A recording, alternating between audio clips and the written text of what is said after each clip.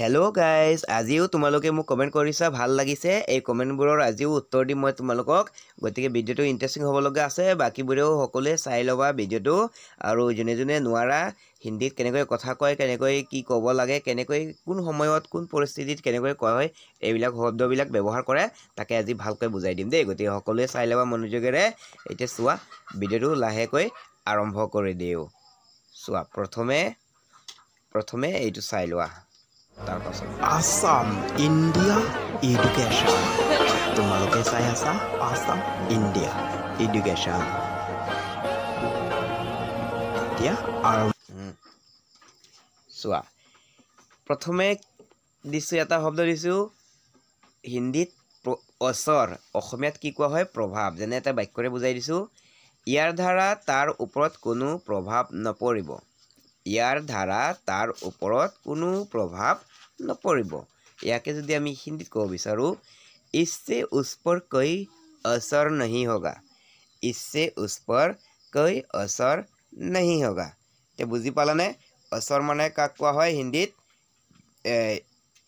অসমীয়াত প্ৰভাৱ বুলি কোৱা হয় চোৱা ইয়াত মই বুজাই দিছোঁ ইয়াৰ ধাৰা মানে আমি কি বুজিলোঁ হিন্দীত इससे কিন্তু इससे মানে ইয়াৰ পৰা আৰু ইয়াৰ ধাৰা দুটাও বুজা হয় দেই इससे মানে তাৰপিছত চোৱা কি আছে তাৰ ওপৰত মানে তোমালোকে জানাই উস্পৰ বুলি বুজালোঁ হিন্দীতে তাৰপিছত অসমীয়াত কোনো প্ৰভাৱ নপৰিব মানে কৈ असर नहीं होगा বুজালোঁ গতিকে আচলতে হগা অৰ্থটো কি হিন্দীত যেনে হগা দিছোঁ হগাৰ অৰ্থ হ'লগৈ নহ'ব কিন্তু ইয়াত বুজালে কি নপৰিব বুজি পাইছানে তোমালোকে তাৰপিছত আকৌ অচৰৰ অৰ্থ এতিয়া আমি কি পাম ক্ৰিয়া পাম চাবা মই বুজাই দি আছোঁ এটা বাক্যৰে অচৰৰ অৰ্থ অসমীয়াত ক্ৰিয়া পাম দেই ঔষধে ক্ৰিয়া কৰা আৰম্ভ কৰি দিলে ঔষধে ক্ৰিয়া কৰা আৰম্ভ কৰি দিলে ক্ৰিয়া মানে কাম দেই মানে ঔষধে কাম কৰা আৰম্ভ কৰি দিলে তাকে হিন্দীত ক'ব বিচাৰিলে दवा ने अपना असर शुरू कर दिया दवा ने अपना असर शुरू कर दिया এতিয়া চোৱা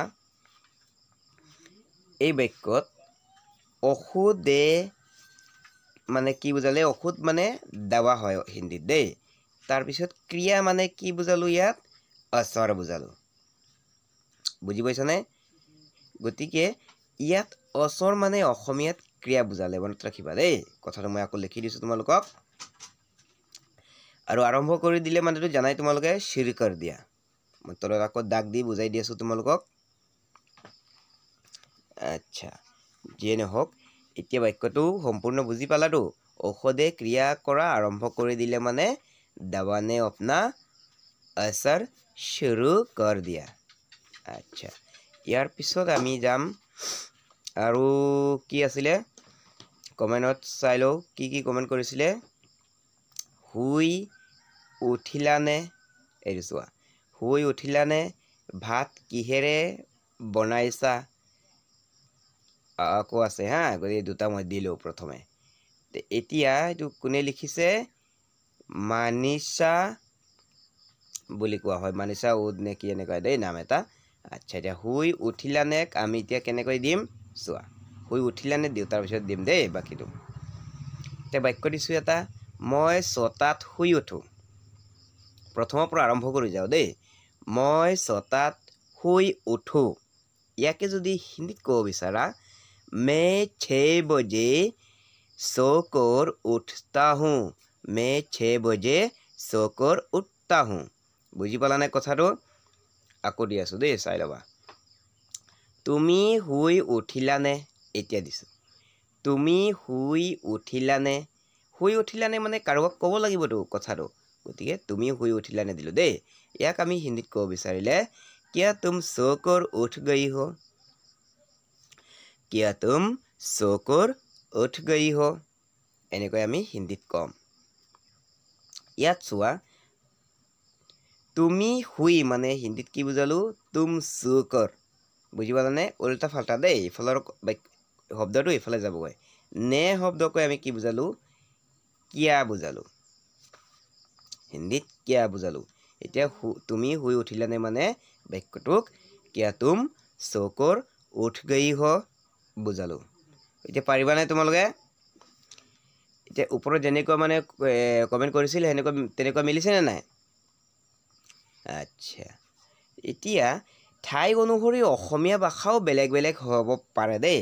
যেনে নলবাৰীৰ ভাষা অসমীয়াৰ ভাষাটো অলপ বেলেগ, আকৌ ঠাই অনুসৰি অলপ বেলেগ বেলেগ হয়। যেনে আমাৰ কাৰ্বি আংলঙত ইয়াত অলপ বেলেগ হৈ যায় আকৌ। গতিকে সকলো ঠাইত বেলেগ হৈ যায়। ঠিক তেনেকৈ হিন্দী ভাষাও আছে, যেনে ভোজপুৰী হিন্দী বেলেগ, চাউথ ইণ্ডিয়ান হিন্দী বেলেগ এনেকৈ দেই। তাৰপিছত আমি কি পাম? কিহেৰে খালে।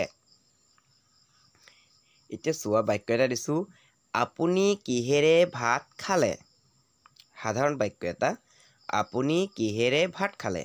ইয়াকে আমি হিন্দীত ক'ব বিচাৰোঁ যদি এনেকৈ ক'ম হা। চোৱা, আপনে কিসसे চাৱল খায়া। আপনে কিসছে চাৱল খায়া। ইয়াত চোৱা, অলপ মনোযোগেৰে চাবা। আকৌ এটা দি দিওঁ ভালকৈ, তাৰপিছত বুজিব পাৰা দেই। একেলগে বুজাই দিম। কিহেৰে খালে দি আছোঁ এতিয়া। কিহেৰে খালে। চোৱা, মই অলপ লাহে লাহে লিখি আছোঁ মোবাইলততো। কিহেৰে খালে তলত চাবা এতিয়া। কিহেৰে খালে বুজালে আমি ধৰা कौन सी सब्जी से खाया, किस सब्जी से खाया, किससे खाया, এনেকৈ তিনিটা বুজাব। কিন্তু কিহেৰে খালা মানে আমি কি বুজি পাম? ধৰা হাতেৰে খালানে, চামুচেৰে খালানে, বা কিহেৰে খালা, তেনেকৈহে বুজি পাম দেই। কিন্তু আচলতে তাকে নকয়, আমি বুজি পাম কি যেন কৌন চি চব্জি চে, হয় নহয়? কথাটো আমি কি চব্জিৰে খালা বা কি বস্তু দি খালা তেনেকৈহে বুজি পাম। কিন্তু কিহেৰে খালা মানে আচলতে আমি যে হাতেৰে খালা নেকি, আমি হাতেৰেহে ভাত খাওঁ।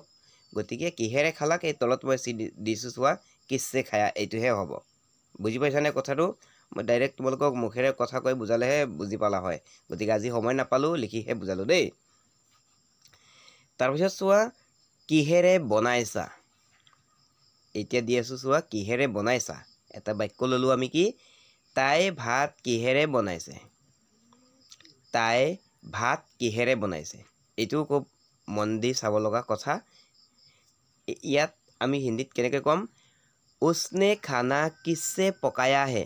বনোৱাকে মানে ৰান্ধিছে, হয় নহয়? গতিকে তাকে পকায়া হে বুলি ক'ব লাগিব। উছনে খানা কিসছে পকায়া হে। ইয়াত চোৱা, কিহেৰে বনাইছে মানে আমি কি বুজি পালোঁ? কিসছে পকায়া হে। কথাটো বুজি পালানে? কিসছে পকায়া হে। কিন্তু আচলতে মনত ৰাখিবা, ভাত কিহেৰে বনাইছা বুলিলে ইয়াত কিহেৰে মানে আমি কি বুজি পাম কেনেকৈ? চাউলেৰেও হ'ব পাৰে বা গেছ বা খৰিৰে যেনেকুৱা বনায় তেনেকুৱাও বুজাব দেই। এতিয়া তুমিহে জানা যে তুমি কি ক'ব খুজিছা বা কি সুধিব বিচাৰিছা। বুজিছানে? মই আকৌ লিখি কিনি তোমালোকক বুজাবলৈ চেষ্টা কৰি আছোঁ। কিন্তু কিহেৰে বনাইছা বুলি ক'লেতো এনেকৈ বুজাব, নহয় নহয়? এই চাউলেৰে বনাইছা ভাতটো, নে গেছ নে খৰিৰে কিহেৰে বনাইছা, কথাটো এইটোৱে। গতিকে এতিয়া আজি মানে মই সময় নাপাওঁ, এটা জেগাত যাব লাগে আজি। এই মানুহ মৰিছে, অলপ শ্ৰাদ্ধত যাব লাগে। সেইবাবে ভিডিঅ'টো অলপ চুটিকৈ বনালোঁ দেই। আৰু মই মুখেৰে কথা কৈ তোমালোকক বুজাব নোৱাৰিলোঁ। আজি ইমানতে সামৰি মাৰিলোঁ দেই।